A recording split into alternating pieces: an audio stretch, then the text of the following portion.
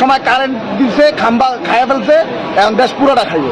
ফালাই দিয়ে দেয় কৃষক কার্ড, ফ্যামিলি কার্ড, যদি পাইতাম এই অক্টেন তারেক রহমানরা খাওয়াইতাম। পাম্পে তেল, অকটেন, ডিজেল সংকটের কারণে পাম্পে হাজার হাজার লোক দাঁড়ায় আছে। আমি গতকালকে দিকে গেছিলাম মতিঝিল, সেখানে দেখছি প্রায় শাপলা চত্বর থেকে ঘুরে দৈনিক বাংলা থেকে শুরু করে একদম ফকিরাপুল পর্যন্ত সম্পূর্ণ ব্লকেট, একেবারে serial by serial private car, motorcycle সহ সব কিন্তু দাঁড়ায় আছে।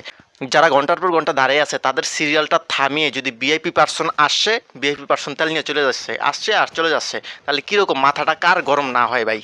সম্প্রতি দেখতে পাচ্ছি যে একটা ভিডিও চরম আকারে ভাইরাল হয়েছে, আপনারা শুরুতে দেখছেন। একদম সিরিয়ালে থাকা মোটরসাইকেল চালক কিন্তু তারেক রহমানকে, একজন রানিং প্রধানমন্ত্রীকে কিন্তু সে দেদারসে গালিগালাজ করতেছে। যদিও একজন রানিং প্রধানমন্ত্রীকে এরকমভাবে বলা ঠিক না, তাও বাক স্বাধীনতার ব্যাপার স্যাপার আছে, বলা যায় তার সতেজ কলিজাস।